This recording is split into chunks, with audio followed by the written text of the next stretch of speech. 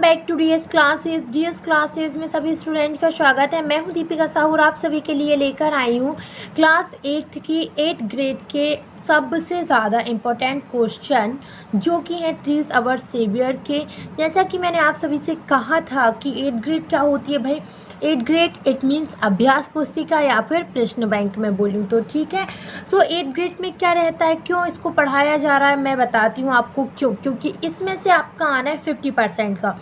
सो जो भी हमारे बच्चे चैनल पर न्यू विजिट कर रहे हैं वो हमारे चैनल को सब्सक्राइब, बेल आइकन को प्रेस कर दीजिएगा और जी हाँ, हमारी वीडियो को लाइक और शेयर करना ना भूलिएगा। चलिए हम स्टार्ट करते हैं ट्रीज अवर सेवियर की।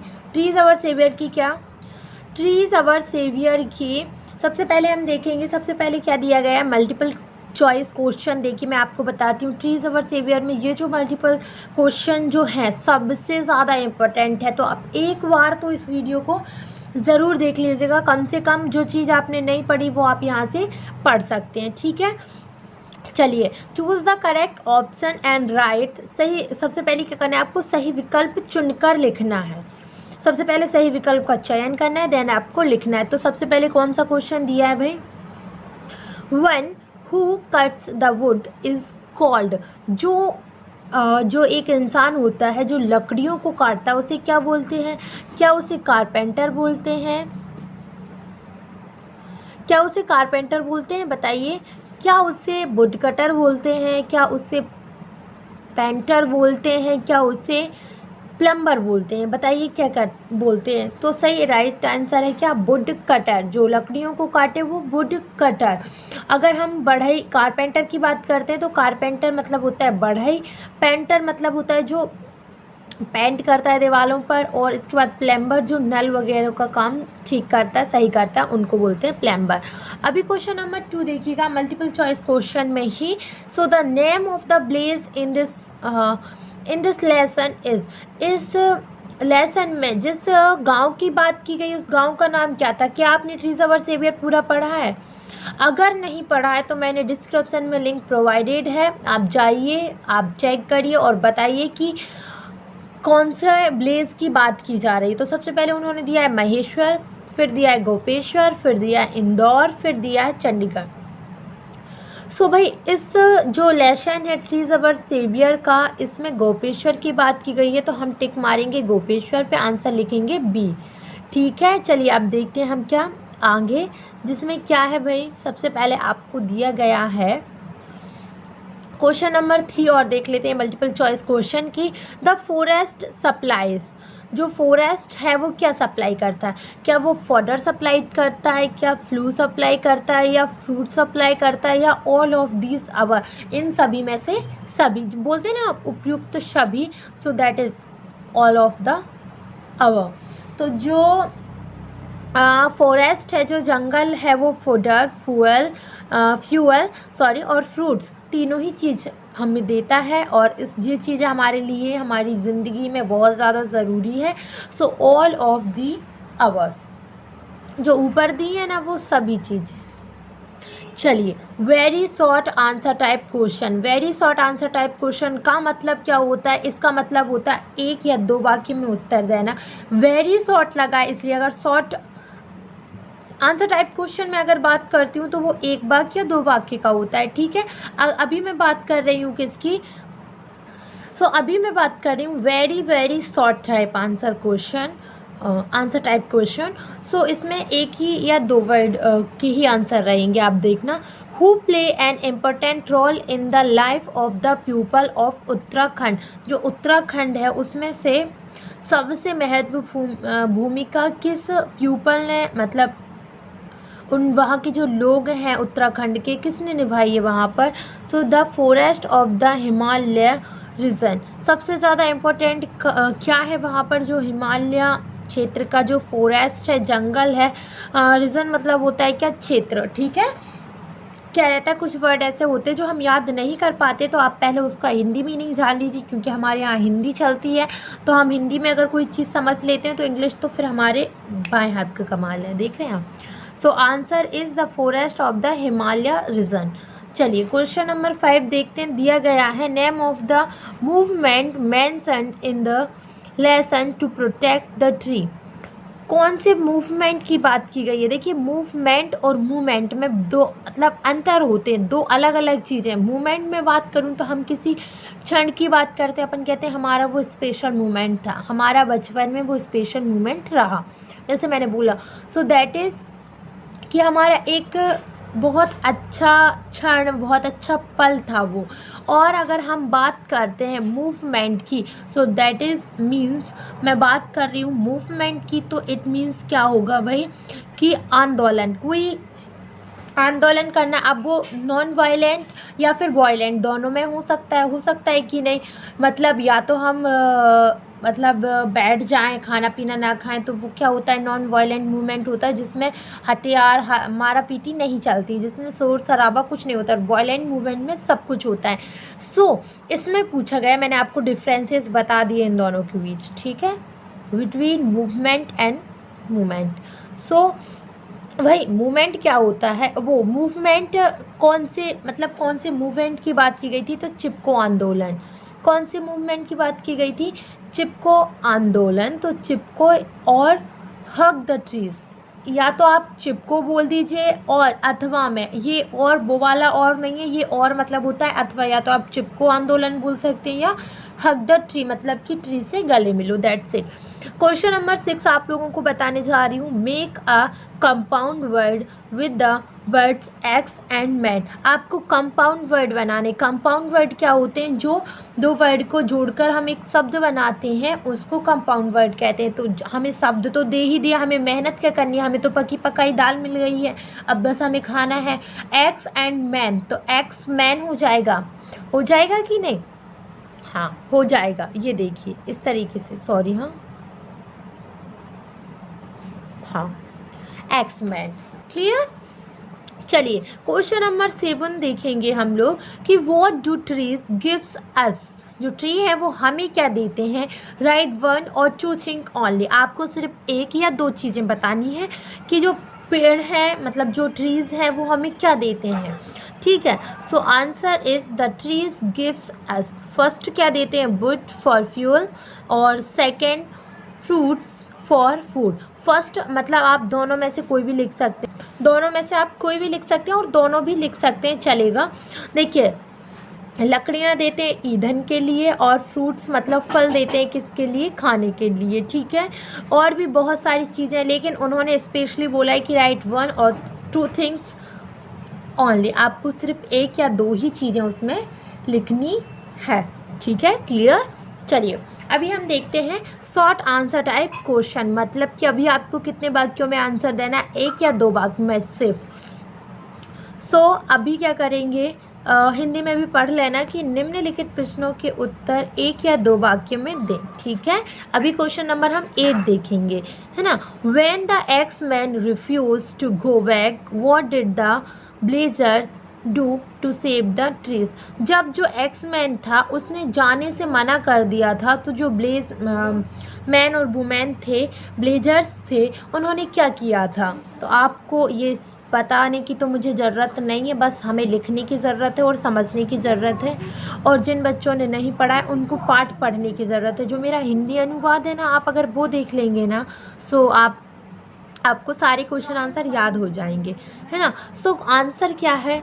व्हेन द, ध्यान से सुनिएगा, when the axe man refuse to go back, the blazers decided that they would not let the axes touch the tree no matter what happen, ठीक है। So जब अभी ban the axe man refuse to go back, ये आपको सुना सुना लग रहा होगा क्योंकि ये पूरा क्वेश्चन में दिया है ना, यहाँ तक आपको याद करने की ज़रूरत नहीं है। इसके बाद यहाँ पर द ब्लेजर्स भी आपको उसी में दिया गया है कि द ब्लेजर्स डिसाइडेड। अभी यहाँ से आपका जो क्वेश्चन है वो स्टार्ट होता है कि that they would not let the axes touch the tree. मतलब वो जो ब्लेजर्स हैं, जो मतलब औरतें हैं वहाँ की, जो जेंट्स हैं, जो बच्चे हैं, बूढ़े हैं, सभी टोटल ब्लेजर्स की बात चल रही है। वो क्या करेंगे, जो क्या बोलते हैं एक्स को, कुल्हाड़ी, उसको पेड़ों पर टच नहीं होने देंगे, नहीं छूने देंगे उसको, चाहे कुछ हो जाए, नो मैटर व्हाट हैपन, कुछ भी हो जाए, बट वो ऐसा नहीं करने देंगे। इसके बाद भी है, बट ये शॉर्ट में पूछा है आपको, शॉर्ट टाइप क्वेश्चन में पूछा है। अगर आपको लॉन्ग टाइप क्वेश्चन में पूछे तो आपको पूरा आंसर देना है, ठीक है। अभी देखते हैं क्वेश्चन नंबर 9, जिसमें लिखा हुआ है what did the villagers request the axeman. जो ब्लेजर्स हैं उन्होंने क्या रिक्वेस्ट की थी एक्समैन से। So the villagers requested to the axeman to go back but they refuse to return. सारे ब्लेजर्स ने, जो गांववासी थे, उन लोगों ने जो एक्समैन था उससे क्या रिक्वेस्ट की थी। वो एक ही रिक्वेस्ट कर सकते थे कि टू गो बैक, बट यहाँ पर सिर्फ आप इतना भी लिख सकते हैं, क्योंकि इसमें पूछा है, क्या पूछा है कि जो ब्लेजर्स थे उन्होंने क्या रिक्वेस्ट की थी, दैट्स इट, इतना ही क्वेश्चन पूछा गया है। एक्समैन ने जो रिप्लाई किया, रिस्पॉन्ड किया, वो नहीं पूछा। तो आप अगर ना भी लिखें तो चलेगा, आपको क्या लिखना है, to go back, that's it, इतना ही आंसर है। और अगर आपको थोड़ा सा बढ़ाना है तो word they refuse to return, उनने क्या किया था, मना कर दिया था वापस जाने से। क्वेश्चन नंबर 10 देखिए कि name the organisation organised by the villagers to regenerate the degrade forest. मतलब देखिए, सबसे पहले डिग्रेड फॉरेस्ट क्या होते हैं, जो मतलब उत्थान जंगल सुने, जिन उजड़े हुए जंगल होते हैं ना, उनको डिग्रेड फॉरेस्ट बोला जाता है। उनको रीजनरेट करने के लिए, उनको फिर से सारी चीज़ें उपलब्ध कराने के लिए, या हाँ, रीजनरेट मतलब यही होता है कि फिर से वही माहौल, वही एनवायरनमेंट, मतलब सारे और फैल जाए, वही करने के लिए एक ऑर्गेनाइजेशन का नाम बताना है आपको, जो उसमें बताया गया है।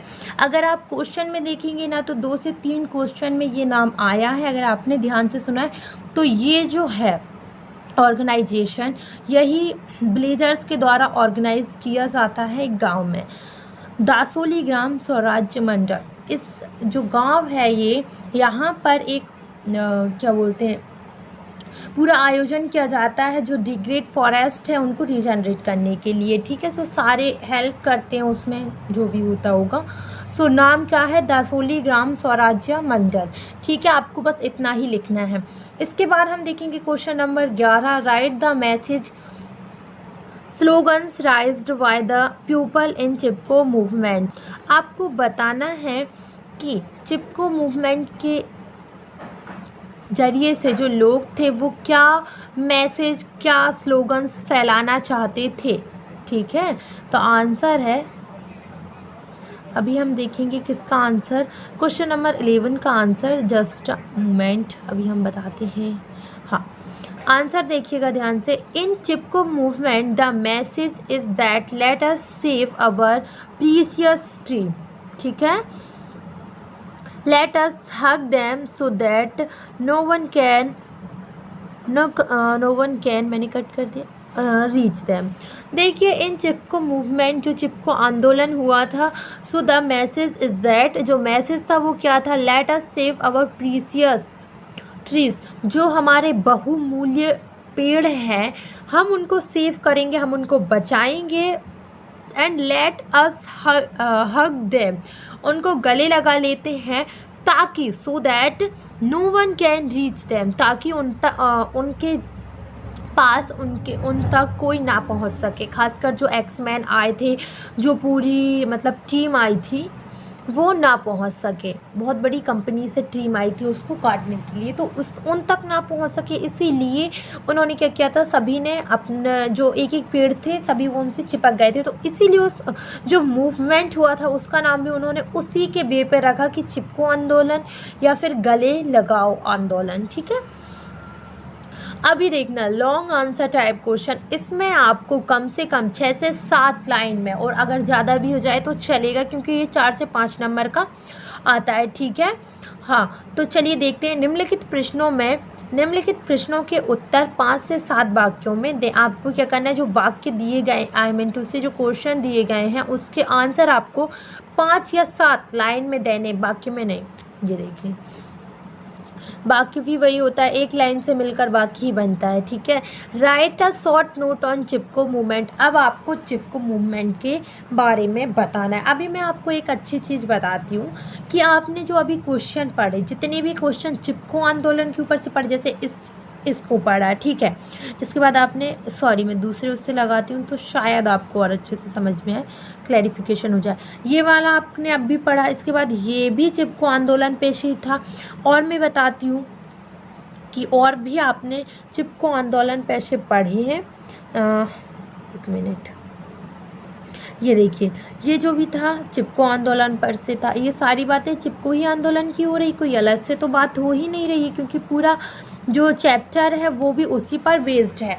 तो आप इन सभी को मिक्स करके भी लिख सकते हैं, ठीक है। कभी भी ऐसा हो तो आप लिख सकते हैं। ऐसा मत सोचिएगा कि नहीं यार, जैसे बाई चांस आपने कुछ याद नहीं किया और उसके बहुत सारे क्वेश्चन आंसर आपको याद है पहले से, और आपको लग रहा है कि इन्होंने बोला है कि अबाउट टू लेसन, या फिर उस लेसन पे जो थीम है, मतलब लेसन जिस थीम पर बेस्ड है उसी के बारे में पूछा है, और वो भी लॉन्ग टाइप में पूछा। तो आप 4 से 5 नंबर ना गवाएं। मैं इसकी अलग से वीडियो बनाऊंगी हाफ ईयरली एग्ज़ाम के पहले कि अगर कोई चीज़ आपसे नहीं बन रही है तो आपको उसके टाइम पर क्या करना है और कैसे करना है, ठीक है। सो इसके लिए भी आप बेफिक्र रहिए। बस कमेंट सेक्शन में ऑन है, आप कमेंट करना कि आपको चाहिए या नहीं। मैं उसमें बताऊंगी कि अगर आपको एप्लीकेशन याद नहीं है तो आप कैसे लिख सकते हैं, कैसे आप नंबर गेन करें भाई। क्योंकि क्या रहता है, कई बार हम जो याद करके जाते हैं वो आता नहीं, जो आता है वो हमने याद नहीं किया होता है। तो इसलिए भी एक ट्रिक है, जैसे मैंने किया है वैसे आप भी कर सकती हैं कि कोई चीज़ मुझे याद नहीं होती या मैं याद नहीं करके गई और बाई चांस वो पेपर में आ गई तो मैंने क्या किया था। तो मैं ये चीज़ आपसे ज़रूर शेयर करूँगी, ये एक्सपीरियंस आप लोगों के साथ ज़रूर शेयर करूँगी। लेकिन उससे पहले आपको कमेंट सेक्शन ऑन है, कमेंट करके बताना पड़ेगा और हमारी वीडियो को शेयर करना पड़ेगा, ठीक है। चिपको आंदोलन पे से बताते हैं कि आपको एक नोट लिखना है, लेकिन इसमें शॉर्ट नोट लिखना है, लेकिन 6 से 7 लाइन का लिखना आप लोग, है ना, क्योंकि ये लॉन्ग आंसर है। क्लियर, चलिए देखते हैं आंसर, ध्यान से सुनिएगा। द चिपको आंदोलन चिपको मूवमेंट बाज started by the bless of Gopeshwar. कहाँ से स्टार्ट हुआ था? ये गोपेश्वर से, इन चामोली डिस्ट्रिक्ट ऑफ उत्तराखंड इन 1973। ये कब स्टार्ट हुआ था? 1973 में स्टार्ट हुआ था। एंड कहाँ हुआ था? चामोली डिस्ट्रिक्ट में, उत्तराखंड में। और कौन से गांव में हुआ था? गोपेश्वर में हुआ था भाई। They had decided that they would not let the एक मिनट आप सुनिएगा ध्यान से मेरी बात को। They had decided that they would not let the axe touch the trees no matter what happened। यहाँ तक अगर आपको मैं बता दूँ आपको कि यहाँ पर भी तो यही लिखा है भाई कि they let us save our precious tree, let us hug them so that no one can reach them, यही है ना। और इसके पहले भी मैं आपको बताती हूँ। चलिए, आपको ऐसा लग रहा है कि हो सकता है मैंने नहीं बताया हूँ, तो मैं आपको बताती हूँ, जस्ट अ मिनट। हाँ,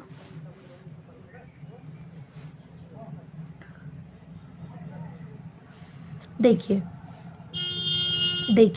ये क्वेश्चन ध्यान से पढ़िएगा जिसमें मैंने ब्लैक टिक मारा है। रुकिए, अभी मैं दूसरे उससे बताती हूँ क्योंकि सारा मिक्स हो जाता है। देखिए ये वाला क्वेश्चन अगर आप देखेंगे कि when the axeman refuse to go back the blazers decided that they would not let the axe touch the tree no matter what happen. ये अब भी लाइन सुनी होगी आपने। तो ये क्वेश्चन कहाँ से हुई? यहाँ से अगर आप पूरा भी लिखेंगे ना तो कोई दिक्कत नहीं है, क्योंकि ये चिपको मूवमेंट की बात हो रही है कि नहीं।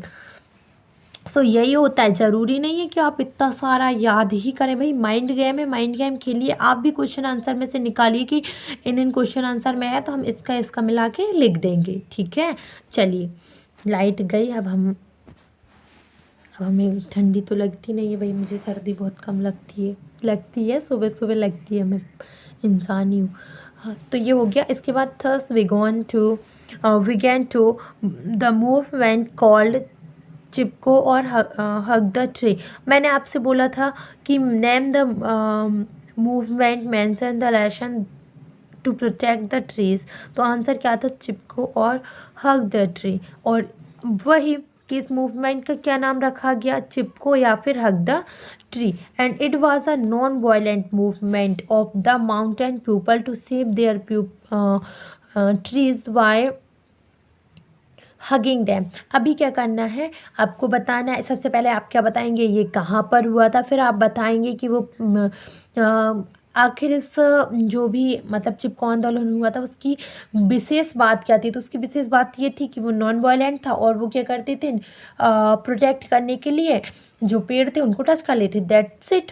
अभी हम बताते हैं कि फिर उसके बाद हमने क्या बताया कि इस मूवमेंट का नाम क्या रखा गया। जब उन्हें उन पेड़ों को गले लगाया गया तो थस इसी प्रकार बिगैन द मूवमेंट। जो मूवमेंट है उसका क्या नाम रखा गया, क्या बोला जाने लगा उसको, चिपको आंदोलन। अभी यहाँ पर बोला गया है कि it was a non violent movement of the mountain people to save their precious tree. ठीक है, सेव देयर ट्री लिखा है, अगर आप ध्यान से देखेंगे, और प्रीसियस ट्री लिखेंगे तो और बढ़िया है, बढ़ाना ही तो अपन को। वाई हगिंग डैम क्या था, ये एक नॉन वायलेंट मूवमेंट था जिसमें कोई शोर शराबा, कोई हथियार, कोई भी किसी पर कुछ भी नहीं करेगा, बस वो उनका ही करते थे कि वो गले लगा लेते थे पेड़ों को और किसी को पेड़ नहीं काटने देते थे। तो ऐसे मूवमेंट को नॉन वायलेंट मूवमेंट कहा जाता है। जो माउंटेन, जो पर्वतीय लोग थे उनके द्वारा स्टार्ट हुआ था, उनके पेड़ों को बचाने के लिए, कैसे, उन्हें गले लगाकर। और the Chipko movement has proved very valuable in the conservation of forest. और वनों के संरक्षण में, वनों के बचाव में चिपको आंदोलन ने साबित किया कि वो एक बहुमूल्य, उसने जो क्या है योगदान दिया है और बहुमूल्य आंदोलन रहा है। समझ रहे हैं आप। बस आपको इतना ही लिखना है। आधे से ज़्यादा मैंने आपको बता दिए कि आप जो क्वेश्चन याद करेंगे ना छोटे छोटे, उसी में से लिखना है। इसके अलावा भी आप एडिशनल में कुछ छोड़ सकते हैं जो आपको क्वेश्चन आंसर याद है इसके। डोंट वरी अबाउट दैट कि नंबर कटेंगे, ऐसा कुछ नहीं होता है, ऐसे नंबर नहीं कटते हैं। अगर आप सही लिख रहे हैं तो नंबर कोई नहीं काट सकता है। ठीक है, क्वेश्चन नंबर अगर आप 13 देखेंगे तो उसमें लिखा है कि look at the picture and answer the question given below. आपको कुछ आंसर क्वेश्चन दिए गए हैं, उनके आंसर देखने पिक्चर में देखकर। अभी पिक्चर देखना पड़ेगा भाई, पिक्चर तो मेरे पास नहीं है, या तो मैं कैप्चर नहीं कर पाई और करेंटली मेरे पास वो जो 8th ग्रेड है उस वो नहीं है। मैंने सारी फ़ोटो क्लिक कर ली थी, उसकी पूरा कैप्चर किया था, शायद मुझसे गलती से वो नहीं हो पाया होगा। बट आपको क्वेश्चन सॉरी जो बुक है उसमें निकाल के आप देख सकते हैं। ठीक है, फर्स्ट क्वेश्चन आपको दिया गया है कि what is the man with the x drawing. आपको वो पिक्चर अगर होती तो शायद, सॉरी यार मुझसे बहुत बड़ी गलती हो गई कि मैंने उसको कैप्चर नहीं कर पाई। चलिए आंसर देखते हैं। The man with the x is cutting the tree. जो मैन उस फोटो में देखिए, अगर आपके पास ये क्वेश्चन आएगा तो वो फ़ोटो ज़रूर आएगी, तो ऐसी बात नहीं है कि आप नहीं कर पाएंगे, आप बहुत अच्छे से कर पाएंगे। बस अपने आप में कॉन्फिडेंट रहिए, आप कर लेंगे। सो जो मैन है वो एक्स के साथ क्या कर रहा है, उससे जो पेड़ है उनको काट रहा है। कटिंग या चॉपिंग बात एक ही है। Is cutting trees good for environment. देखिए अब ये तो सिंपल सा क्वेश्चन है कि पर्यावरण के लिए पेड़ों को काटना सही है या गलत। ऑब्वियसली है कि गलत है। So no, cutting tree is not good for environment. आपको बस क्या लिखना है, नो कटिंग, यहाँ पर लिखेंगे कटिंग और ये यहाँ जाएगा, cutting is not good for environment. Question number 3 देखेंगे कि right 2 sentence on benefits of trees. आपको बताने हैं मतलब बेनिफिट बताने हैं कि हमें पेड़ों से क्या बेनिफिट मिलता है। सो फर्स्ट है trees gives us oxygen to breathe. हमें क्या रहता है, जो पेड़ हैं वो क्या देते हैं, ऑक्सीजन देते हैं जिससे हम ब्रीथ कर पाते हैं, सांस ले पाते हैं। ठीक है, और क्वेश्चन बेनिफिट नंबर 2 है कि trees balance the ecosystem on earth. ये जो ट्रीज़ हैं वो क्या करते हैं, पारिस्थितिक तंत्र को बैलेंस करते हैं पृथ्वी पर। पारिस्थितिक तंत्र जो हमारे आसपास जो परिस्थिति बनती है उसी की बात हो रही है कि ये उसको बैलेंस करके रखता है, संयम करके रखता है कौन? ट्रीज, जो पेड़ पौधे हैं। इन्वायरमेंट है, याद रखिए इन्वायरमेंट है, पर्यावरण है, पेड़ पौधे तभी हमें, नहीं तो हमारा कोई वजूद नहीं, हम इंडिविजुअल नहीं हैं, ठीक है, हमारी कोई पर्सनैलिटी ही नहीं है इंडिविजुअल। क्योंकि अगर हमें सारे पेड़ काट दिए जाए तो हम सांस नहीं ले सकते हैं, तो काहे की इंडिविजुअली। अगर जल ना हो तो हम 2 दिन चलेंगे ज़्यादा से ज़्यादा, इससे ज़्यादा थोड़ी ना चल पाएंगे, ठीक है। So that was a great lesson for trees our saviour का फुल एक्सरसाइज। अगर मैं बात करूं तो इसमें यही इतने सारे क्वेश्चन थे और बेहद बेहद बेहद ही इम्पोर्टेंट है। तो फटाफट अपने बेस्ट फ्रेंड को, अपने फ्रेंड्स को शेयर कर दीजिए ताकि वो भी आपको थैंक यू बोल सके, और हमारी गुरु दक्षिणा भी यही होगी कि आप हमारी वीडियो को शेयर करें। सो इतनी देर वीडियो पर बने रहने के लिए आप सभी का धन्यवाद। और हाँ, all the best for your half yearly exam. Delay होता जा रहा है, आई न्यू इट, बट आपका जो दिसंबर रहेगा उसमें डेफिनेटली आपका हाफ ईयरली एग्ज़ाम कंप्लीट हो जाएगा और फरवरी में फाइनल ईयर। तो फाइनल एग्ज़ाम के लिए तो हम, एनुअल एग्ज़ाम के लिए तो हम पूरी प्रिपरेशन आपको करा देंगे, सारी चीज़ें प्रोवाइड करा देंगे, बस हमारे चैनल पर बने रहिए। और हाँ, जो बच्चा इंग्लिश बोलना सीखना चाहता है उसका कोर्स भी स्टार्ट हो जाएगा आपका समर वेकेशन में आपका। और इसके बाद रुकिएगा, इसके बाद आपका एक चीज़ और है इसमें कि आपको इंग्लिश ग्रामर की वीडियो चाहिए, टेंस, नरेशन, सारी चीज़ें मिलेंगी, बस कमेंट करना है। So thank you for watching this video. आप सारी वीडियोस ऐसे ही विजिट करते रहिए, देखते रहिए, और इसके आगे की जो वीडियो है, मतलब पीछे की जो वीडियो है, मैंने उनकी लिंक भी आपको अटैच करवा दी है कॉमेंट में भी और डिस्क्रिप्शन में भी।